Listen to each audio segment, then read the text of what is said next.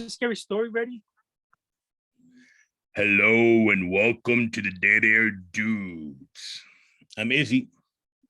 I'm Raka, and we are joining you today because today, episode 3 of Moon Knight has come out. I'm sorry, that was yesterday.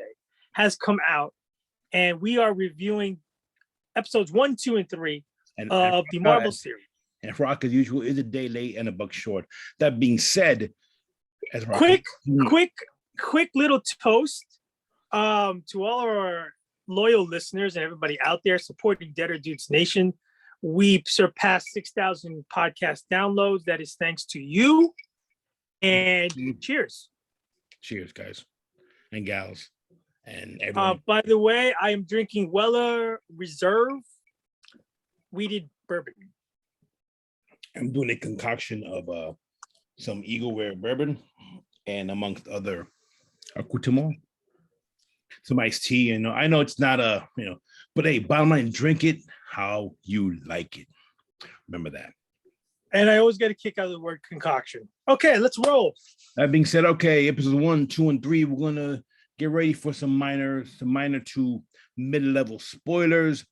Basically, Moon Knight stars Oscar Isaac as a mercenary named Mark Spector who has dissociative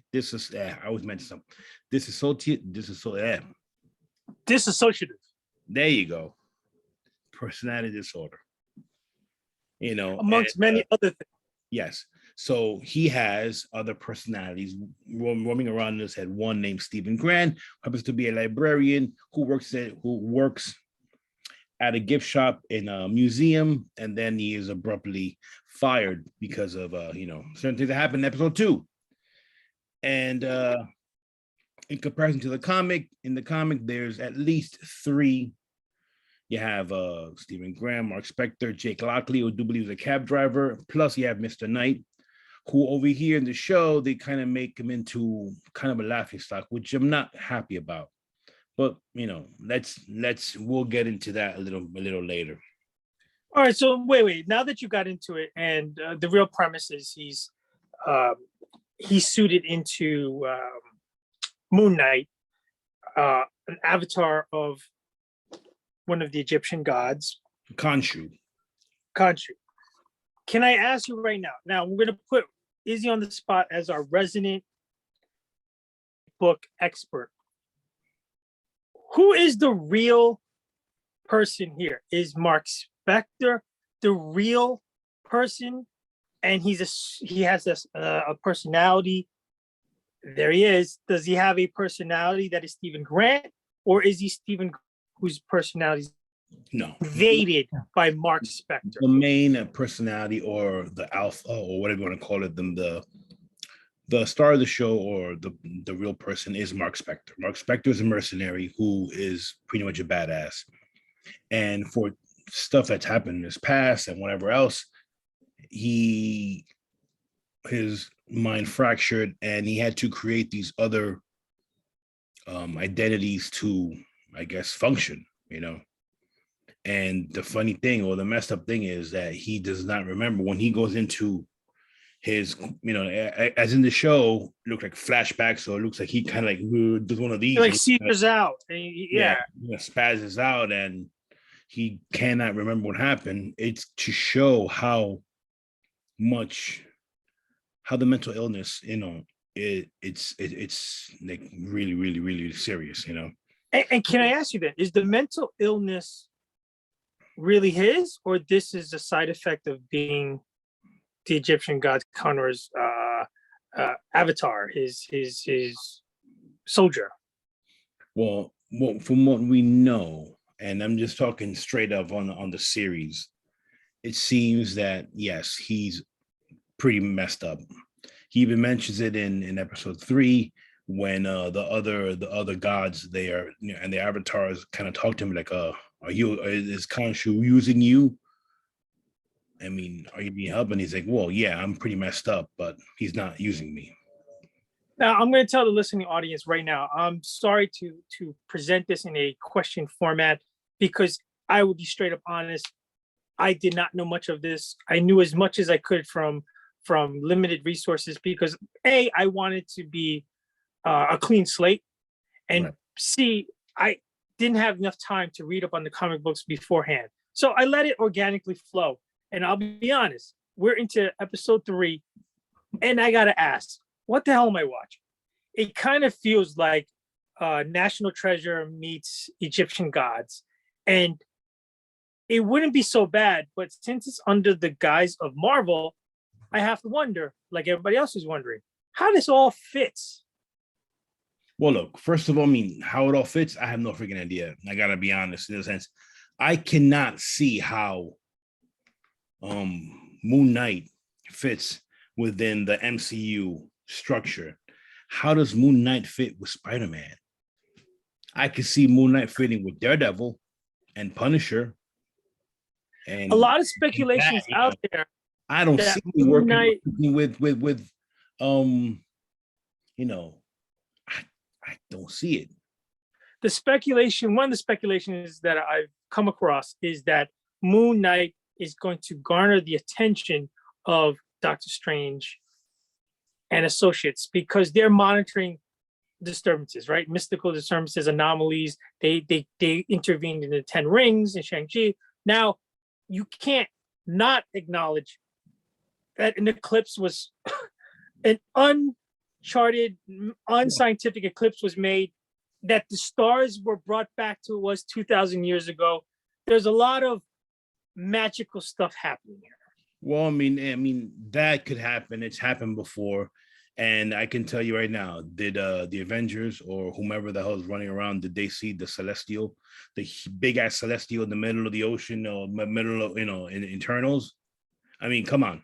The world was almost cut in fucking half, and nobody knew what was going on.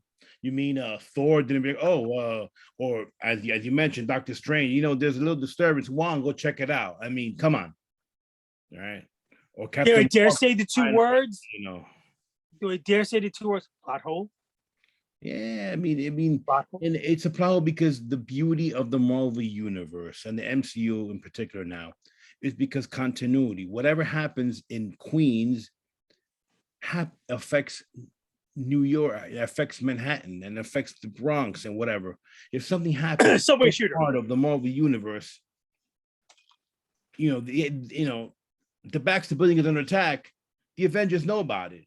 Oh, and they mentioned that they're off world right now. Oh, okay, cool. But at least come How on. convenient. I mean, well, shit, that always happens. I mean, but point All is, right. And if you want to play freaking a grander scale, I do.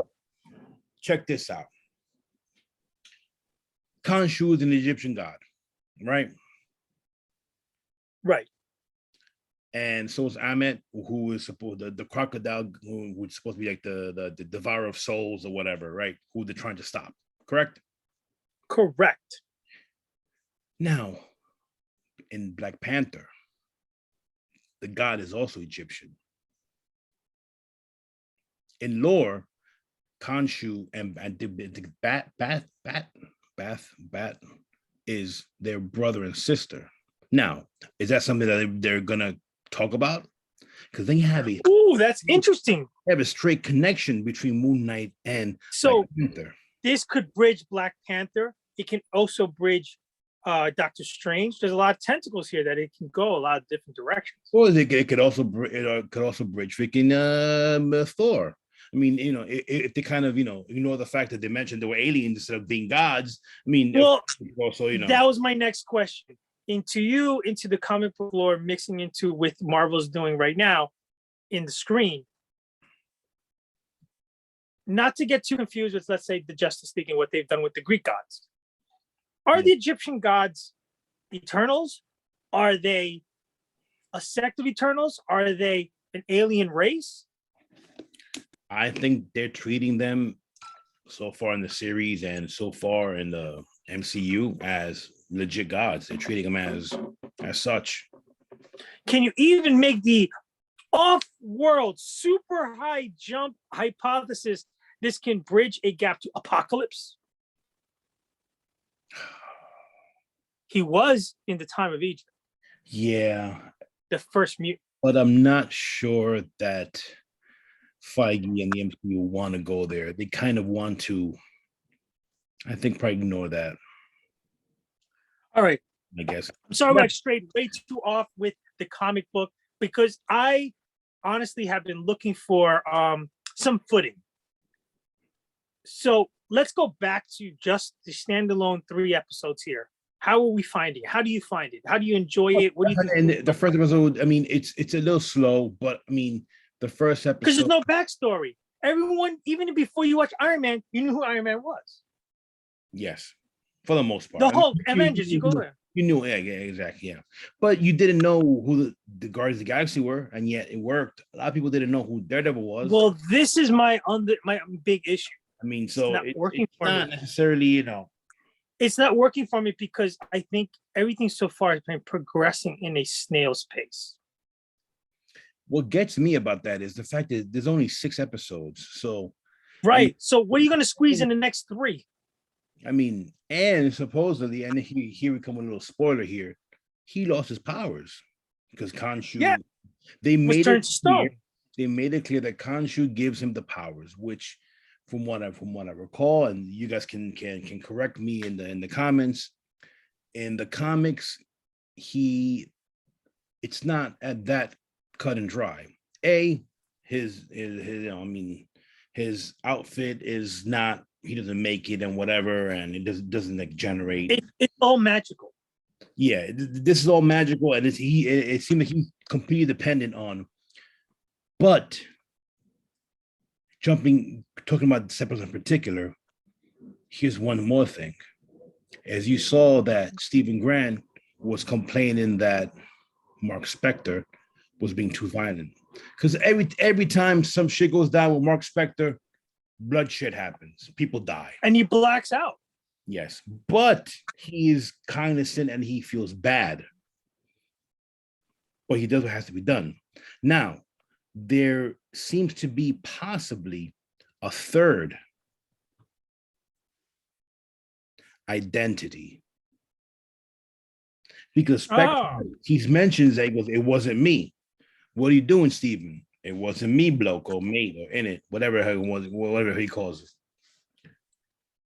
Could it be Khonshu assuming the Avatar and doing his own dirty work? Then if he did that, then why would he need him? It's obviously the needs a human avatar for his bidding.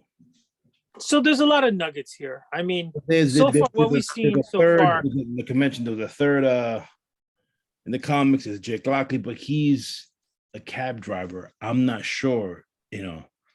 And they already kind of punked out Mr. Knight as being just a dressed up Stephen Grant. So I don't know. So yeah, we have a big issue on how Moon Knight is gonna freaking save Khonshu, because he told him, "Oh, you got to get me out of this." So let's see what happens out of that. Okay. All in all, what's your rating? Episode 1, I liked it 3 out of 5. I mean, you had not much Moon Knight up to the end, but it was decent build up. You know, you got you kind of found out what was going on. Even if you didn't know what was going on, you figured out he had, you know, a couple of things going on, a couple screws loose, and boom, boom, boom, boom, boom, boom, boom, boom. Episode 2 was better. You actually saw Moon Knight in action, fight the Jackal Dog.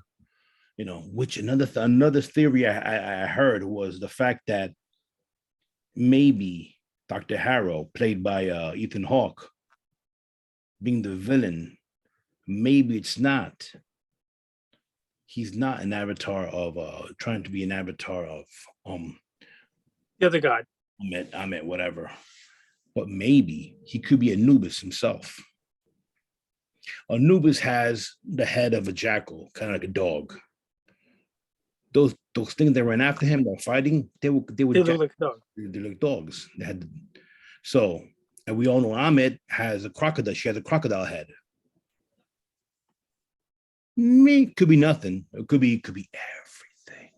Now, Dr. Harrow has some sordid history in the comics. We're not going to get into that. Like I mentioned, episode 2, we actually saw Moon Knight in action, and that was pretty cool. A little CGI-ish, but it was still pretty cool. Now, episode 3, even though the middle of it kind of goes all over the place. The very national treasure type, Indiana Jones type almost, maybe the Mummy. But you had an extended Moon Knight fight scene, which is pretty cool. I think the first 3 episodes could have been condensed into one. So, and I gave the third one 2.5 out of 5.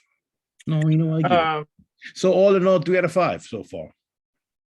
I would give it a 2 out of 5, mainly because it's still running way too long.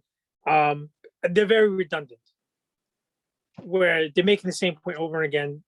All you have to do is show one scene, which they've done over and over again, about blacking out and phasing into different personalities, and you're good. You don't have to keep doing it and reinforcing it. It's just you know what, it loses my attention. So as an admitted person who doesn't know exactly the backstory, I'm not captivated. I'm not invested. I'm not interested. I would like things to move along. You don't need outside Avengers, bad characters, anybody from Marvel, X-Men, you name it. You don't need it. But you need to give me more than what you've given me so far. Especially if you're right. 6 episodes, we're already halfway through. We're 3 episodes deep, and I'm losing interest, fading fast. But let's not forget, if we follow the pattern that Loki had, and especially the pattern that WandaVision had, the 4th episode is the one that, huzzah! Yes, you're going to have a big splash. It's through. All right. Well, anyway, there we have it. That is the first 3 episodes with a lot of highlighted and information you have provided from the comic book end. Hopefully that sheds light with people like me, viewers like me, who are kind of sitting back on the fringe wondering what the hell is going on. Who is Moon Knight? Where are we going with this? We're into it already. Let's see it all the way to the end. If you're not into it yet, listen, Marvel, this is one of the only things that are out right now until Doctor Strange movie comes out. Catch it, watch it. Let us know what you think. If you have further insight into Moon Knight and everything it is, great. My last question to you is, are they reaching Moon Knight's full potential at this point? I mean, they've gone to great lengths in the comics to really make him OP, almost overpowered, to the point where he almost trounces the whole team of Avengers. But that's a whole different thing. I mean, that's kind of, an exception to the rule. But close, I guess. All right, we're in a holding pattern. Wait to see where this plane lands. I'm Raka. I'm Izzy. Remember, Raka gives it a 2. I give it a 3. All in all, it's definitely worth. If you're an MCU fan, it's worth to check out. But don't expect to get your socks blown off. All right. Thank you for liking, subscribing, keeping tuned, give your feedback, and what else we're going to hit you with. Thank you so much for your support. And remember to always, always save the whales. Take care, guys.